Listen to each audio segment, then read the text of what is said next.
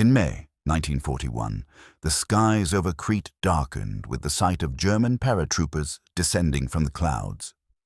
The operation, codenamed Mercury, was meant to be a swift and decisive blow, one that would give the Nazis control over the eastern Mediterranean. Crete was supposed to fall in a matter of hours, but instead, the Germans found themselves in a battle unlike any they had ever faced. As they landed in olive groves and rocky fields, they were not only greeted by Allied troops, but by villagers armed with axes, stones, and hunting rifles. What was meant to be a demonstration of German airborne power turned into one of the most brutal struggles of the war, with ordinary civilians rising to meet one of the most formidable armies in history. Crete's importance cannot be overstated. For centuries, it had been a prize fought over by empires: Venetians, Ottomans, and now the Germans, because of its commanding position in the eastern Mediterranean. From Crete, supply lines could be controlled, naval forces monitored, and the entire region influenced. In 1941, after the fall of mainland Greece, the island became the last major Allied stronghold in the Aegean. Britain, New Zealand, Australian, and Greek troops were stationed there, but they were poorly supplied, still reeling from defeats and awaiting what they knew would be the next German move. Hitler wanted Crete, but he did not want to expend resources in a prolonged campaign.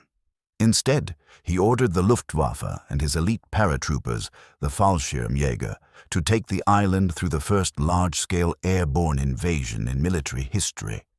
More than 20,000 German troops were assigned to the operation, with waves of paratroopers expected to overwhelm the defenders and secure the island's key airfields. The plan was bold, but it underestimated both the defenders' resilience and, crucially, the will of the Cretan people. When the invasion began on May 20th, German planes roared overhead, and thousands of paratroopers jumped from the skies. They expected scattered resistance and quick consolidation, but what they found was chaos.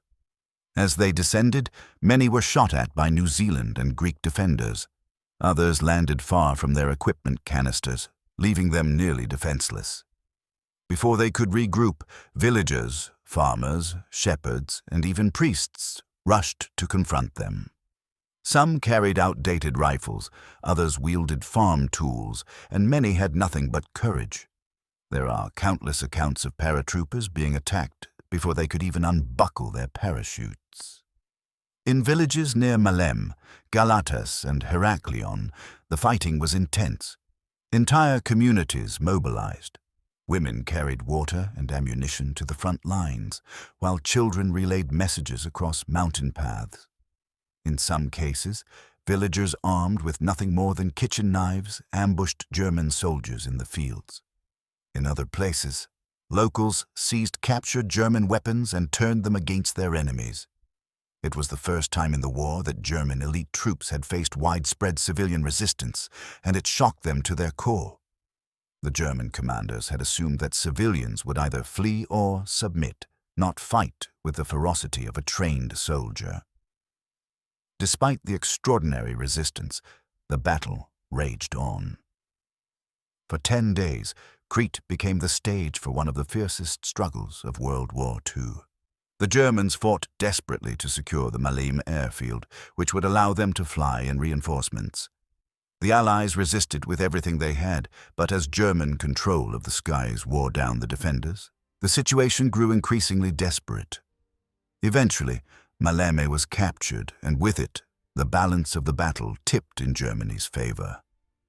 Reinforcements poured in, and the Allied position collapsed. By the end of May, the island was in German hands. Yet the cost of the victory was staggering. More than 4,000 German soldiers had been killed and thousands more wounded. Entire units of paratroopers were devastated. The casualties were so high that Adolf Hitler, furious at the bloodshed, forbade any further large-scale airborne invasions for the rest of the war. In that sense, Crete was both a German victory and a German disaster. For the civilians of Crete, however, the battle did not end with the German takeover. The fury of the Wehrmacht came down upon them in brutal reprisals. Villages suspected of harboring resistance fighters were burned to the ground. Men were lined up and executed in town squares. Families were torn apart. The Germans intended to terrorize the population into submission, but instead, these massacres only deepened the resolve of the Cretan people. Throughout the occupation, bands of resistance fighters continued to harass German patrols, sabotage supply lines, and aid Allied operations in the region. The Cretan resistance became one of the most active in Europe, sustained not by foreign armies, but by the will of the island's people. The Battle of Crete remains unique in military history, not only for being the first major airborne invasion, but for the way ordinary civilians rose up against one of the most modern and mechanized forces of the era. For the Germans, it was a sobering lesson that no occupation was ever secure if the people themselves refused to submit. For the Cretans, it was a defining moment that cemented their reputation as a fiercely independent people, willing to endure unimaginable suffering rather than surrender their homeland. The Germans may have captured the island, but they never broke it. The resistance of the Cretan people, armed with little more than courage, determination, and the tools of their daily lives, proved that even in the darkest days of World War II, ordinary men and women could rise to challenge tyranny. Their defiance cost Hitler dearly and left a legacy that endures to this day as one of the most inspiring acts of civilian resistance in modern history.